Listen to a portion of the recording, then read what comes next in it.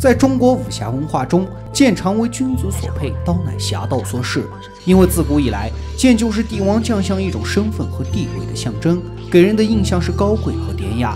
刀呢，则更讲究实用，能震场杀敌，能砍瓜切菜。说白了，剑走的是贵族路线，刀走的是平民路线。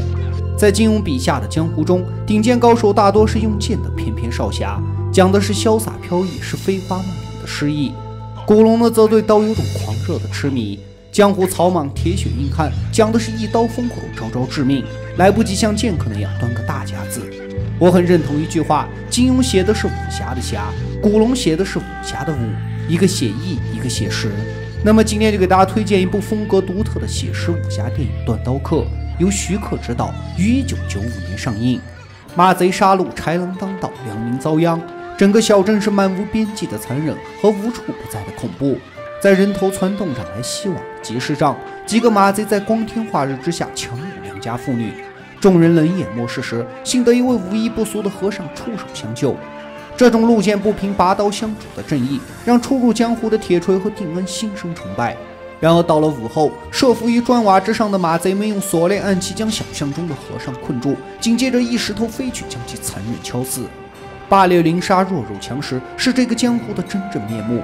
哪怕连菩萨都要拿把剑，而侠义就如同一闪而过的浮光，很快就会被这个人吃人的世界给吞没。铁锤不忍好人死于非命，集结了众师兄弟要去除掉这些作恶多端的马贼。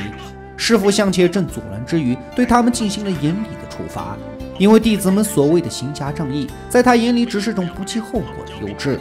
20年前，他与江南百金刀离不悔，就因打抱不平惹来众多土匪的报复，家人呢都几乎惨死在了对方雇来的高手刀下。悲痛欲绝的离不悔带人去与之厮杀，最后百金大刀被那高手斩断，自己也被残忍剥皮后挂于城头示众。侥幸逃生的向且正自此不问江湖纷争，不理世间善恶，过着东躲西藏的隐居生活。他成立的练风号是江湖上最有名的铸刀厂，但哪怕明知对方买刀是去屠杀饥民，他也会将刀卖给对方，只求与人无怨。他一直把离不悔的断刀作为镇牌之宝，目的是让众弟子吸取教训，不要在外惹是生非，凡事能忍则忍。不久后，师傅将掌门位置传给了定安。心有不服的铁锤再次带着众人要去干掉镇里的马贼，向师傅证明自己更有实力来做掌门。失夜洗澡归来的定安路过师妹向云的门口，意外得知了自己的亲爹正是江南百金刀离不悔。师傅之所以传位给自己，不过是为了弥补当年的歉疚。当了20年孤儿的定安迫切地想知道仇人的名字，师傅甚至以他的实力不过是去白送命，所以对此闭口不言。可报仇心切的定安却带着断刀趁夜而去。关于仇人，他唯一知道的线索就是满脸的纹身，还会飞。暗恋定安多年的向云一路追随而来，途中不幸误入马贼的营地，被捕兽夹狠狠地咬住了脚。痛不欲生的他在地上吼叫着翻滚着。路过附近的定安听见后，立刻策马前来营救。在激战中，他的右手被马贼从中一刀斩断。为抢回父亲遗留的断刀，他不顾一切飞身扑向了悬崖。向林被随后赶来的铁锤所救。回到练风号后，他终日将自己锁在屋内茶饭不思。一直爱慕他的铁锤于心不忍，便带着他去外面四处询问定安的下落。破旧的茅草屋里，被野人所救的定安慢慢苏醒了过来。如今失去右手的他，成了江湖中的最底层，就连生存和温饱都需要拼尽全力。报仇已是遥遥无期，希望和父亲的断刀被他一并埋在了田埂边的树下。这天，在酒馆打杂的定安无意间瞥见了一个叫飞龙的男人，他冲过去问路边的小贩，那人是不是会飞？然而换回的却是一个耳光。是的，此时他只是一个打杂的残废，连大声说话的资格都没有。不久后，一群穷凶极恶的马匪对镇上进行了洗劫，而那具倒悬的尸体正警告着乡村小民们，这就是做大侠的下场。在伸手不见五指的黑夜，被马贼抓获的定安与野人遭到了百般毒打与羞辱，险些命丧火海。天亮，两人从残垣断壁中翻找着可能幸存的食物，而废墟中却意外发现了半本绝世刀谱。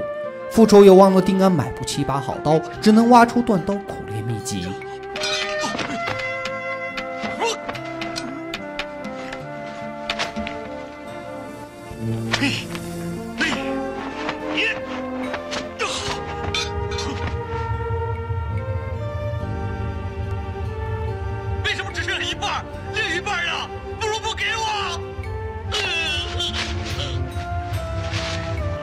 此时一股悲愤涌上心头，定安不由自主地使出了一招极其凌厉的刀法，灵感一闪而过。停下后，他沉思良久，意识到自己似乎悟出了一种新的刀法。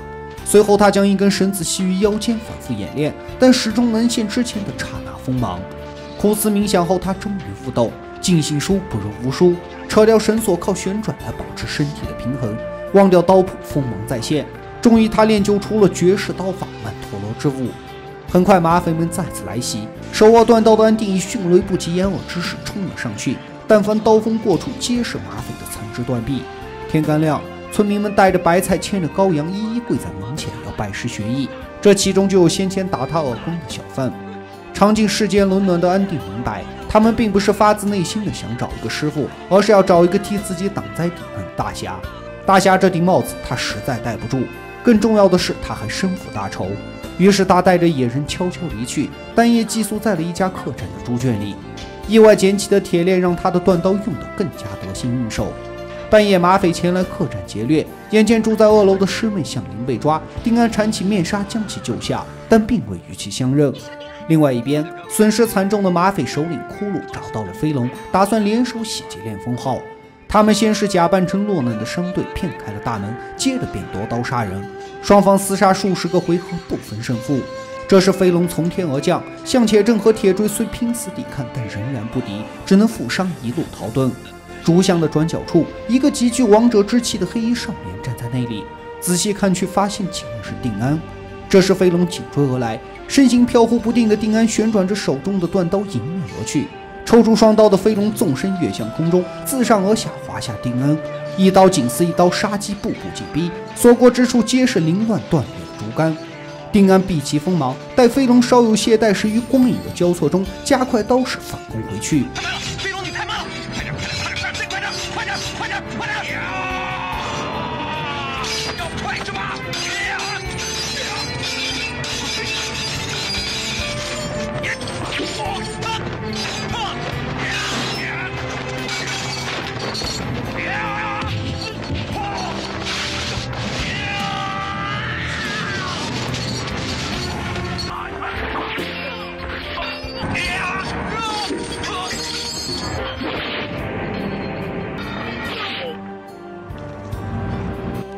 大仇得报，沉冤已了。腥风血雨后，一切又回归到了最初的平静。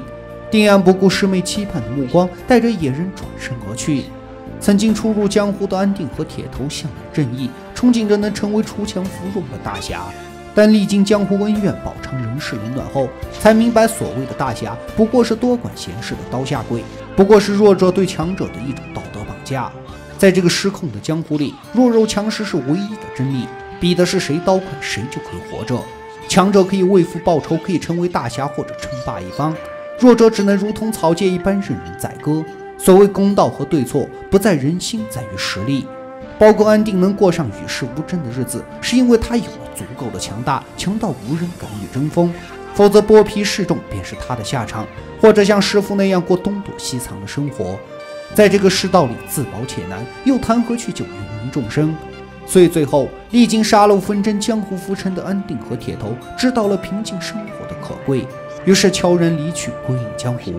而在练风号空落静寂的院落里，向林日复一日地等待着，回忆着红颜弹指老，刹那芳华，与其天涯思君，恋恋不舍，莫若相忘于江湖。